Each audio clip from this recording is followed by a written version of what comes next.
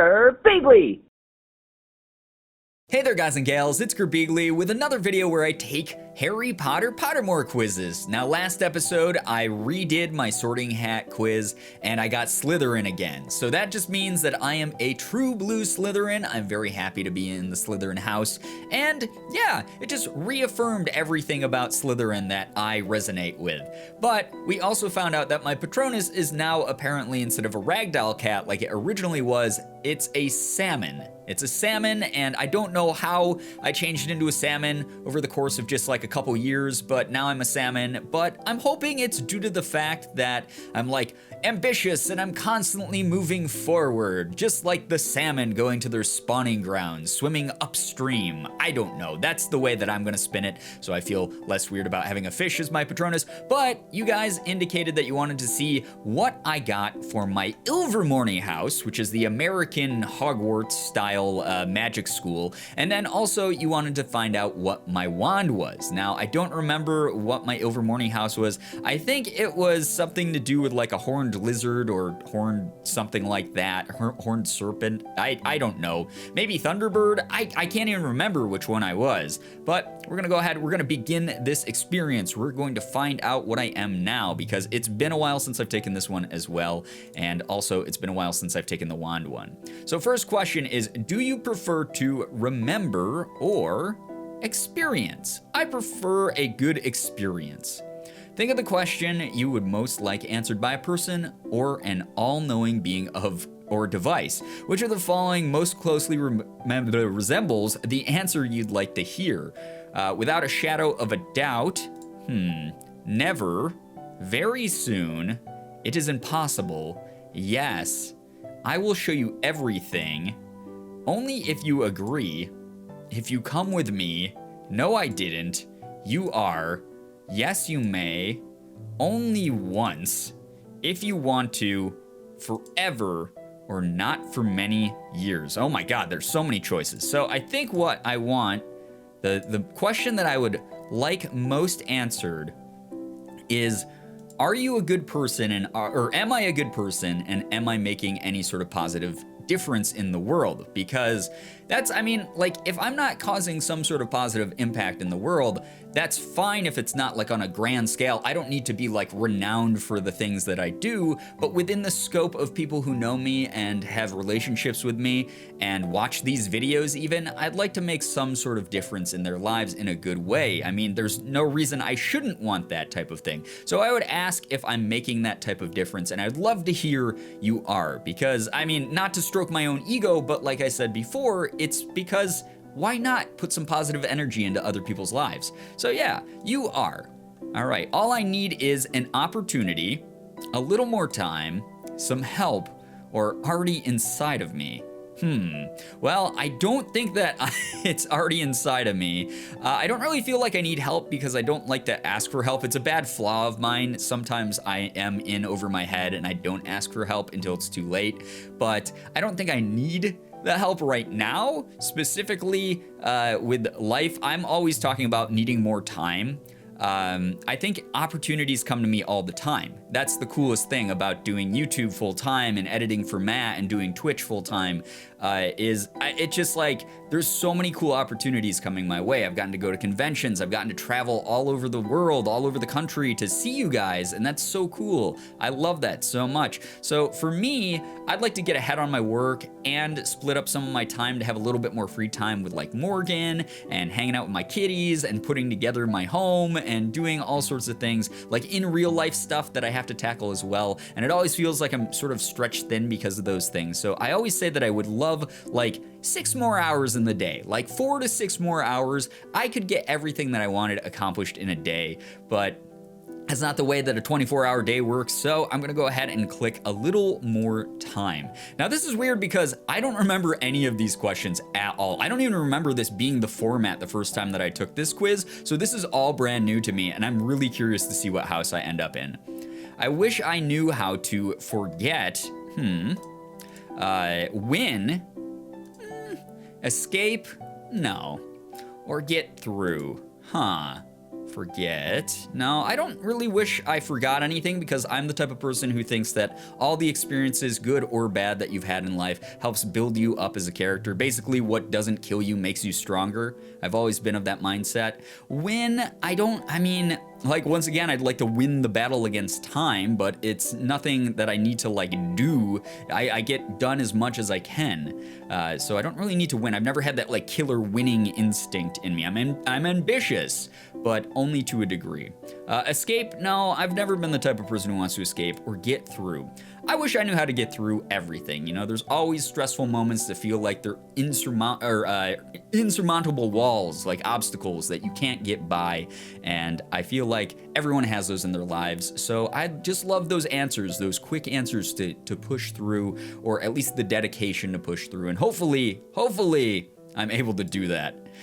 Which would you choose if you could only have one? Ooh, that's a cool little shot there. I liked how that zoomed in really slow. The power to change one day in your future. Whoa. The power to change one day in your past. The power to make one person impervious to harm. The power to bring one person back from the dead. Ugh, no, that's creepy. The power to cure one illness worldwide. The power to eradicate one quality from all humans. Or the power to know the answer to any single question. Huh, I like that. I like a lot of those. Eradicate one quality from all humans. If I were to pick this one, I'd probably say something like eradicate hatred. You know, just like bigotry, hatred, those types of things could just go away. That would be really nice. And that would solve a lot of our problems, and we'd be able to focus on a lot of these other things. The power to cure one illness worldwide would be great too. Because then we just we wouldn't have to go through all the work to do it. You know, that we might not find out, like, after doing years and years of research, that it's actually impossible to cure an illness, and then feel hopeless, you know, and have put all that time and all of those resources into doing that. I would love to just magically snap my fingers and be like, all right, cancer's gone forever. No one has to deal with that again. But like I said, I kind of like the idea of eradicating hatred from people, because then as a world, as a planet, we would stop all the weird fighting, we would care about each other more, and we'd be able to focus then on those other endeavors that would allow us to move towards, like, world peace. So I'm gonna go ahead, I'm gonna click that one. What would you least like to lose? Reputation, health, luck, dreams, love, or hope? Oh gosh. I would hate losing hope. I would least like losing hope, for sure. Because if you lose hope, then there's no point in going on. I mean, it's so hard to push through. I don't care about reputation. Health is something that can bounce back and forth, and it's very unpredictable. Luck, I don't know if people even, I mean, I believe in luck to a degree, but it's not something that I'm gonna, like, freak out over. Dreams, whatever.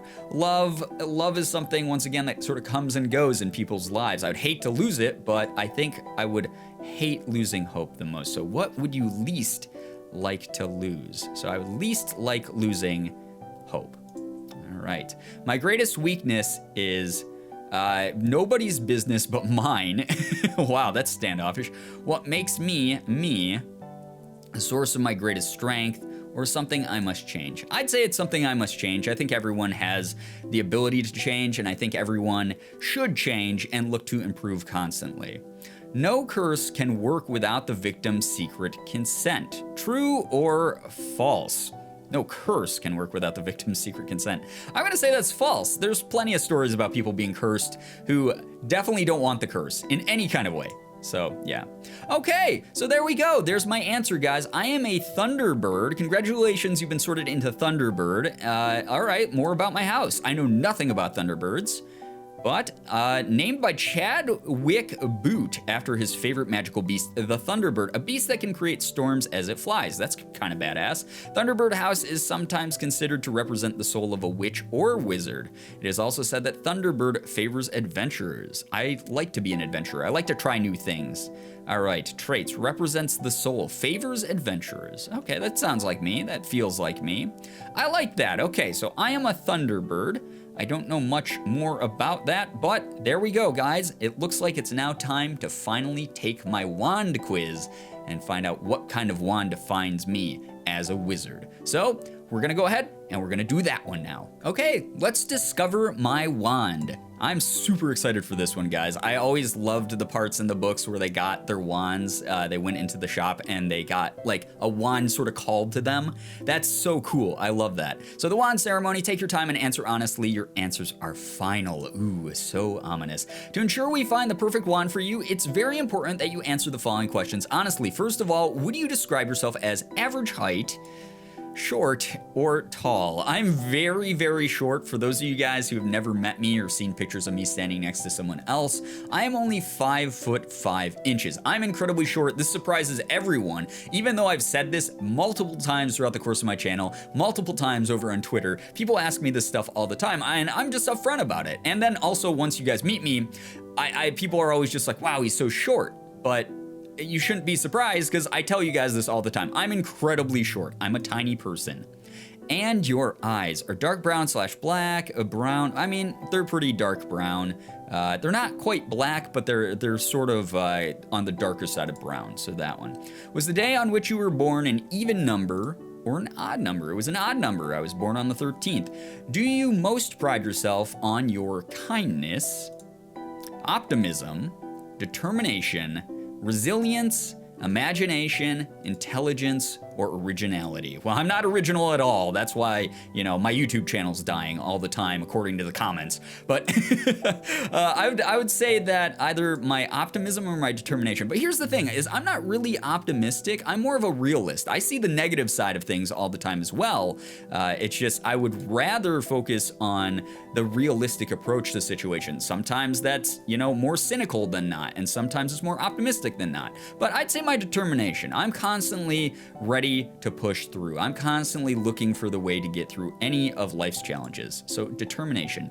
Traveling alone down a deserted road, you reach a crossroads. Do you continue left towards the sea or head towards the forest? I think I want to go left toward or right towards the castle. Oh, there's a third choice.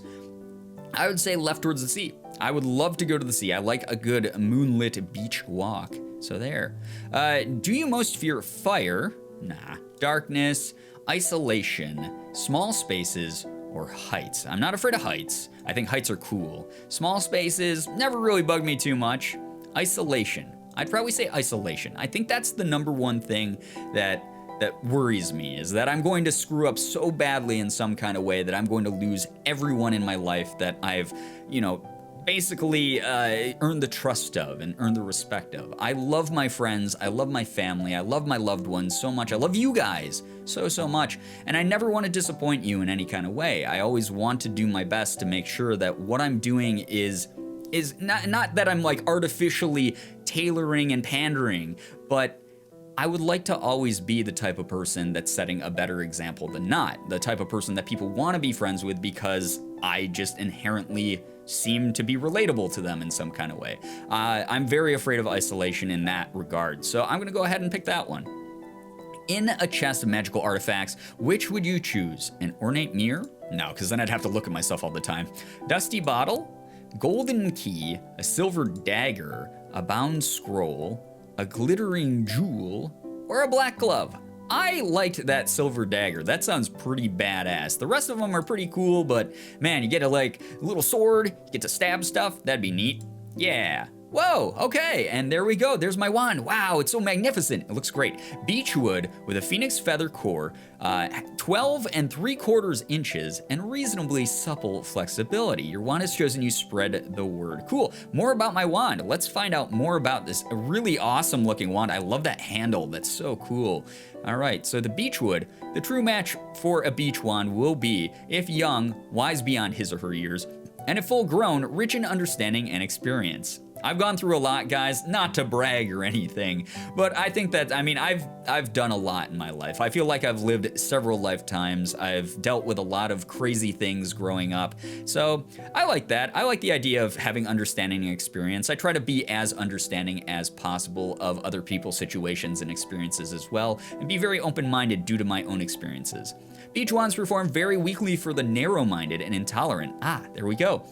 Such wizards and witches, having obtained a beach wand without having been suitably matched, yet coveting this most desirable, richly hued and highly prized wand wood, have often presented themselves at the homes of learned wand makers such as myself, demanding to know the reason for their handsome wand's lack of power. When properly matched, the beach wand is capable of subtlety and artistry rarely seen in any other wood, hence its lustrous reputation. Man, my wand sounds amazing. All right, Phoenix. This is the rarest core type. Damn, cool. Phoenix feathers are capable of the greatest range of magic, though they may take longer than either unicorn or dragon cores to reveal this. They show the most initiative, sometimes acting of their own accord, a quality that many witches and wizards dislike. Phoenix feather wands are always the pickiest when it comes to potential owners, for the creature from which they are taken is one of the most independent and detached in the world. These wands are the hardest to tame and to personalize, and their allegiance is usually hard won. That's kind of cool. I like that. I like the idea of a challenge like that and having to like earn the trust of your wand. Like I was talking about, like I'm afraid of isolation, so I'd have to treat my wand as a friend as well, and the Phoenix core as such. I think that's so cool. I'm pretty sure actually I had a beechwood Phoenix wand last time, but I could be wrong. I could be remembering incorrectly. The following notes on wand length are taken from notes on the subject by Mr. Garrick Ollivander, wand maker. Mr. Ollivander, so cool. Most wands will be in the range of between 9 and 14 inches, while I have sold extremely short wands, 8 inches and under, and very long wands, over 15 inches. These are exceptionally rare. Just remember, guys, the length of your wand doesn't matter, it's how you use it. It's important to know that. In the latter case, a physical peculiarity demanded the excessive wand length. However, normally short wands usually select those in whose character something is lacking rather than because they are physically undersized. Many small witches and wizards are chosen by longer wands. Cool. Well, I'm very short, so I got like a semi-average length wand there. I'm guessing that the super big wand was probably for like Hagrid because he's humongous. But yeah, so here's my flexibility. Reasonably supple flexibility. The following notes, okay, once again, Garrick Ollivander.